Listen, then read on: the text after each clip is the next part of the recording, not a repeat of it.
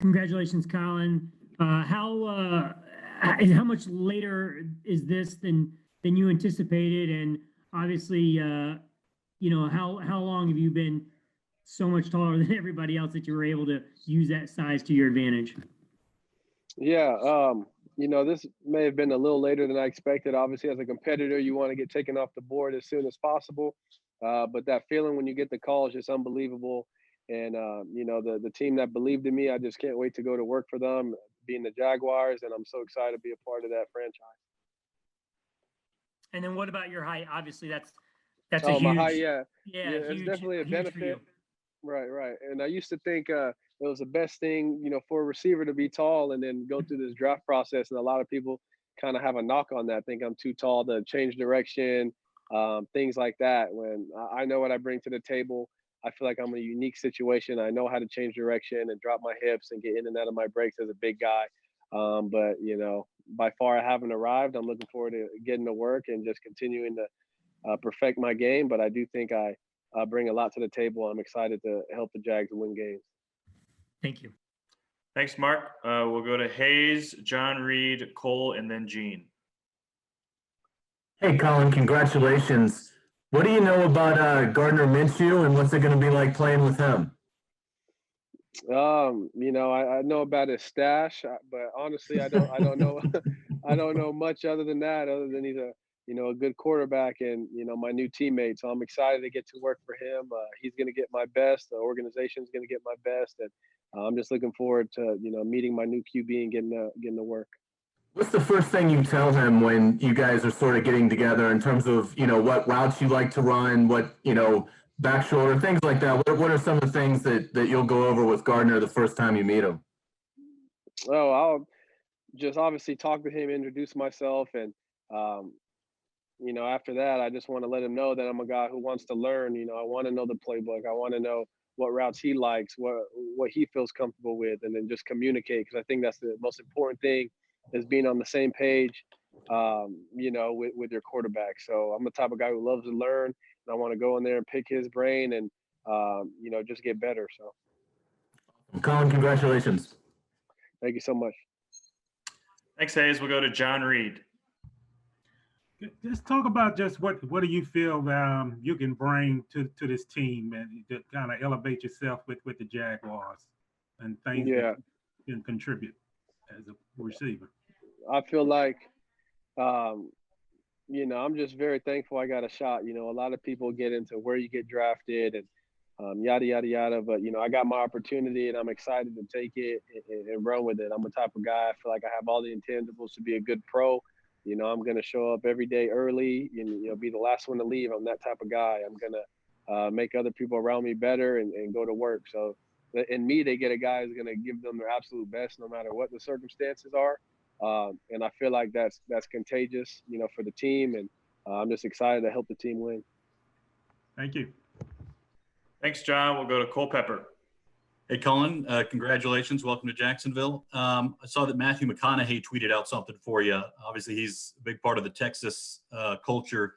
Do you know him well? Do you have any kind of interaction with him? And when you see, that kind of guy tweeting out support, what does that do for you?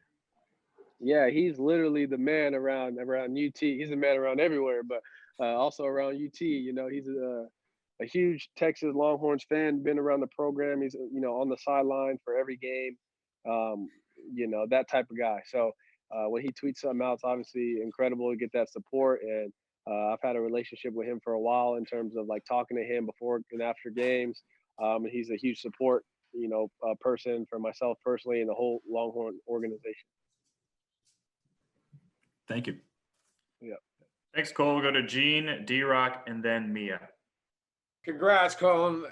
Could you even begin to speculate as to why you fell to where you did in the fifth round? Because, in this day and age, quarterbacks just love throwing to big targets like yourself. Right. And it's important to understand what's in your control and what's not in your control.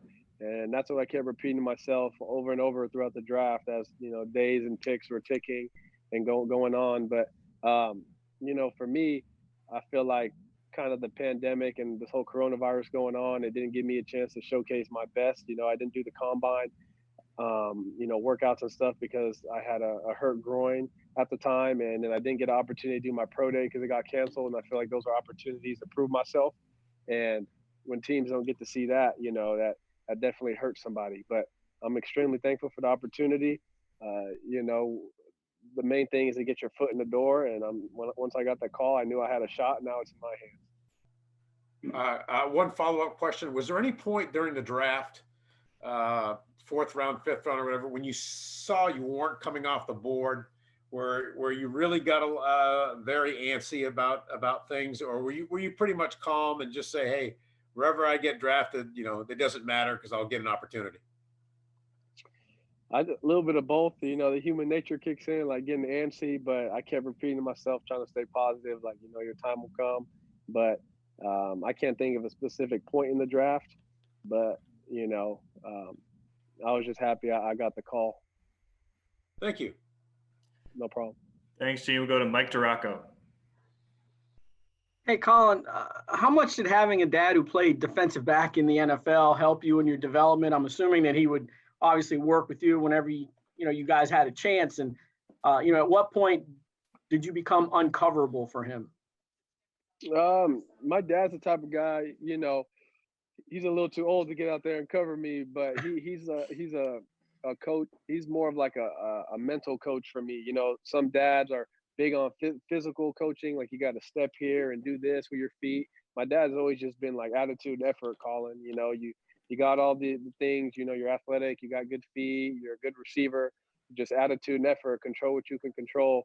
And that's really the main thing he instilled in me since I was a kid. So I just took it and ran with it. You know, I had a pretty good career at Texas. I'm excited to take my game to the next level with the Jaguars. Thank you. No problem. Thanks, Mike. We'll go to Mia O'Brien. Hey, Collin, congrats. Just curious, I know we talked to, I'm going to keep butchering his name, Mr. Shanat, the Jaguars' 2nd round pick yesterday. He mentioned how he had a good conversation with Keenan McCardell, wide receivers coach. Just curious if you'd spoken with him or if you knew at all about his career here in Jacksonville.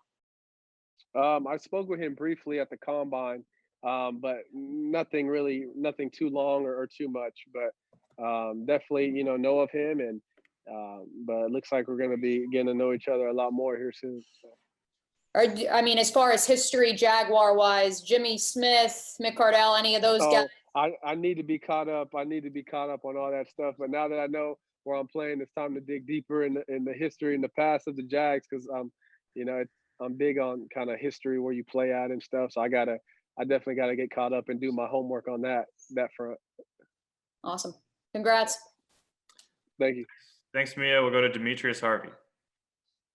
Hey, Collin, congratulations. Being so tall, 6'6", how do you feel you work in the red zone? And is that something the Jaguars talk to you about, being that big red zone target?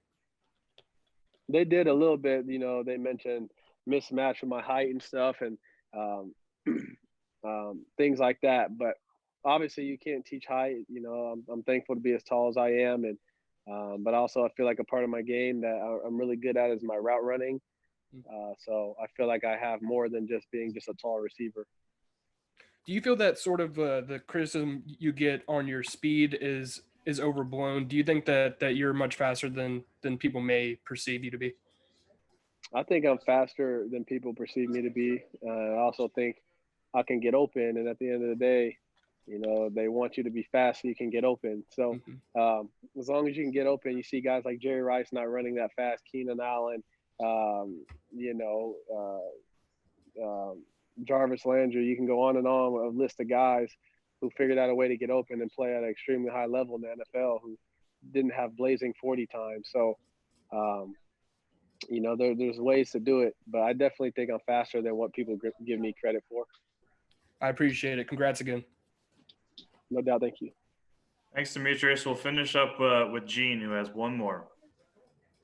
Collin, you said that you didn't get to work out at the combine, but you saw Keenan at the combine. So you were at the combine, you just weren't able to work out. Is that correct? Yes, sir. I was there. Got to participate in everything besides the on-field workouts. So. Okay, follow up. Father was in football. Brother played college football. Looks like your sister threw the javelin. A lot of trash talking go on amongst the siblings. Yeah, yeah, a little bit. I would like to say maybe healthy trash talk. You know, very competitive, but at the end of the day, we're family and we all support each other, and you know, it's all love with us, but very competitive.